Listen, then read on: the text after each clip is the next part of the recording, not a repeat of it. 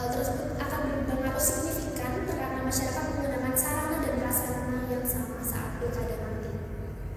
Dewan Juri yang terhormat, yang ketiga adalah besarnya peluang money politik. Dikutip dari kata.co.id, pada tahun 2019 di Indonesia ditemukan kasus pelanggaran praktik money politik sebanyak 32 kasus. Kasus ini akan bertambah seiring berjalannya waktu di tengah kondisi saat ini yaitu pandemi COVID-19, mengingat masyarakat terjadi penurunan ekonomi yang sangat signifikan. Dewan Juri yang terhormat, hal kesehatan masyarakat harus sangat diperhatikan, dan Undang-Undang Dasar yang mendukung pasal adalah pasal 28 ayat 1 yang menyatakan bahwa setiap orang berhak hidup sejahtera lahir dan batin, bertempat tinggal dan mendapatkan lingkungan hidup yang baik dan sehat, serta beroleh pelayanan kesehatan. Ketentuan dalam Undang-Undang Dasar 1945 tersebut kemudian dilaksanakan dengan Undang-Undang Nomor 36 Tahun 2009 mengenai kesehatan, yakni setiap orang berhak dan wajib mendapat kesehatan dalam derajat yang optimal. Itulah sebabnya peningkatan derajat kesehatan harus terus-menerus diupayakan untuk memenuhi hidup sehat. Ayat tersebutlah yang mendukung argumen kami yang seharusnya pemerintah dapat lebih tegas dalam menangani kasus COVID saat ini dan menunda tegas mengenai pelaksanaan pilkada 2020 nanti. Dan pembicara yang kedua akan membicarakan mengenai aspek yuridis normatif, yakni Christian Wahyu Adam. Pelaksanaan pilkada 2020 di era new normal dengan pemenuhan hak konstitusional masyarakat terkait hak memilih tidak dapat digunakan karena dapat mencederai hak masyarakat untuk hidup sehat.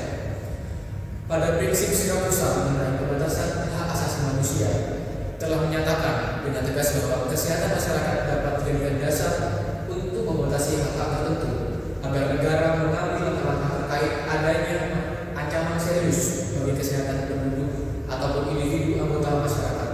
Langkah-langkah ini harus secara khusus ditujukan untuk mencegah penyakit atau cedera atau memberikan perawatan bagi mereka yang sakit dan terluka, tanpa terkecuali juga tetap memperhatikan regulasi kesehatan internasional yang diatur oleh Organisasi Kesehatan Dunia atau WHO. Pelaksanaan pemilu di tengah merebaknya COVID-19 dapat mencederai hak masyarakat dalam sisi kesehatan. Maka dari itu perlu ada pembatasan hak dalam memilih untuk sementara waktu guna menjaga hak lainnya. Hal ini juga didukung oleh teori utilitarianisme yang digagas oleh Derek Bentham yang menyatakan bahwa suatu tindakan yang patut adalah yang memaksimalkan penggunaan atau utility. Biasanya didefinisikan sebagai memaksimalkan kebahagiaan dan mengurangi penderitaan.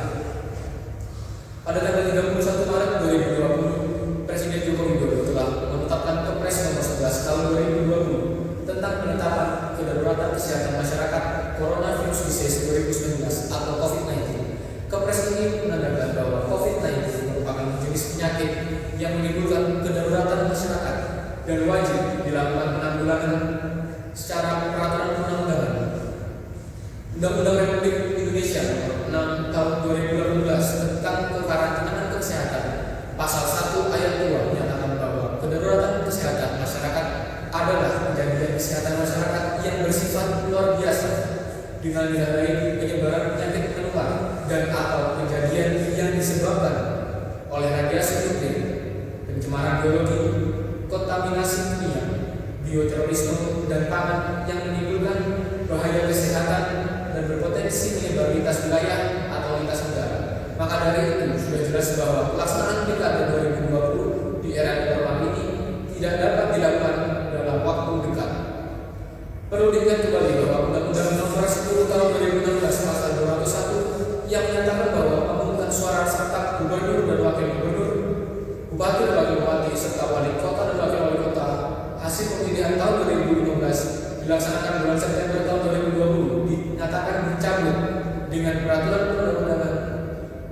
peraturan pengganti Undang-Undang Republik Indonesia Nomor 2 Tahun 2020 tentang perubahan ketiga atas Undang-Undang Nomor 1 Tahun 2015 tentang penetapan peraturan pemerintah pengganti Undang-Undang Nomor 1 Tahun 2014 tentang pemilihan gubernur, bupati dan wali kota menjadi undang-undang.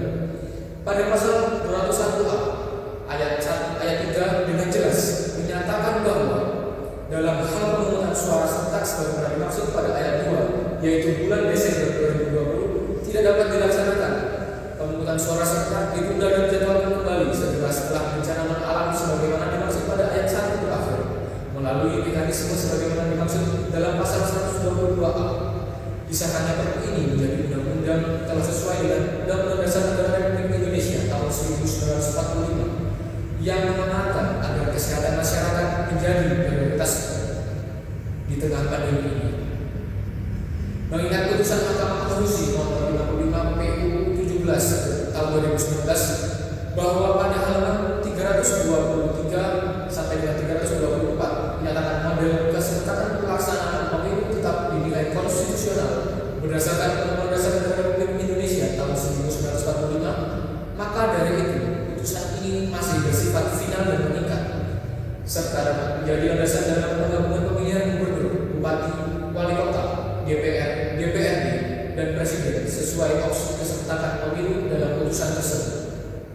Dengan demikian pelaksanaan pilkada 2020 tidak perlu dipaksakan di tengah kondisi COVID-19 ini yang cenderung akan menambah deretan permasalahan seperti meningkatnya kasus COVID-19, menurunnya partisipasi masyarakat dalam memilih, serta mendorong praktek money politik. Selanjutnya rekan saya, Syahriana Arminita sebagai pembicara ketiga akan memaparkan data pendukung terkait kerawanan pelaksanaan pilkada 2020 ini. Rencana pelaksanaan pilkada yang akan diselenggarakan pada 9 Desember 2020 nanti menuai banyak pihak yang mendesak supaya pilkada 2020 ditunda dengan beberapa pertimbangan kesehatan. Di samping itu, sebagai bentuk penolakan lainnya, telah muncul gerakan yang sekian lama disuarakan ketika pelaksanaan pemilihan umum, yakni golongan putih alias golput. Sebagai contoh, Queensland, Australia yang menyelenggarakan pemilihan umum pada 28 Maret lalu, dari 83% jumlah pemilu turun sebanyak 77,3%. Dikatakan bahwa di Australia memilih merupakan hal yang wajib dan bagi yang tidak melakukannya akan diberikan sanksi denda.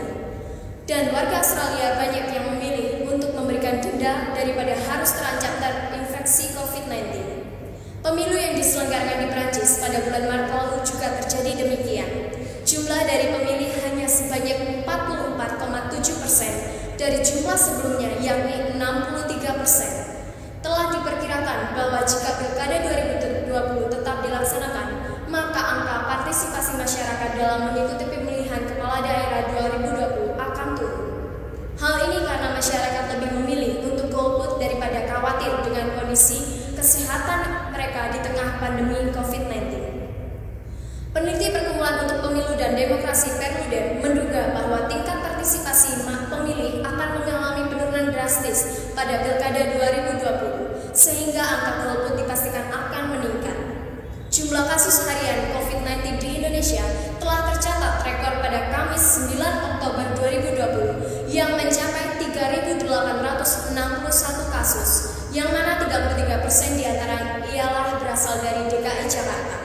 Adanya rekor baru tersebut telah menjadikan total kasus positif COVID-19 di Indonesia menjadi sebanyak 207.203 kasus.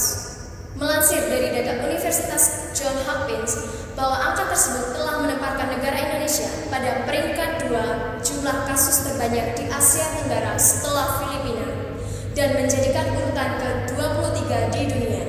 Dan berdasarkan pada diagram kesehatan per 5 Oktober 2020 menunjukkan bahwa terjadi peningkatan dan sama sekali tidak menunjukkan penurunan pada kasus COVID-19 saat ini. Dan bila pemerintah tetap memutuskan untuk melaksanakan pilkada 2020 walaupun kasus COVID-19 belum menunjukkan situasi yang mendukung dan mereda, serta vaksin yang saat ini belum juga ditemukan, maka hal ini dapat menjadi ancaman bagi seluruh masyarakat dan ditakutkan akan menekan kembali angka positif kasus COVID-19 untuk semakin meningkat.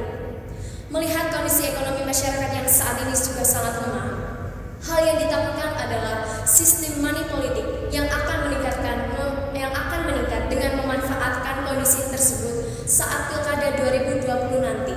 Berdasarkan data Kepolisian RI, tercatat ada 554 laporan dugaan pelanggaran pemilu 2019 yang diterima Sentra Gakumdu saat ini. Ada 132 laporan yang dinyatakan sebagai tindak pidana pemilu karena memenuhi unsur formil dan material, sedangkan sisanya tidak memenuhi unsur pidana. Dari 132 laporan yang ditindaklanjuti, hanya 104 perkara sebanyak 132 laporan, tercatat bahwa kasus yang paling banyak ditangani merupakan kasus politik uang atau money politik. Terdapat sebanyak 31 perkara terkait politik uang yang tersebar di berbagai wilayah di Indonesia.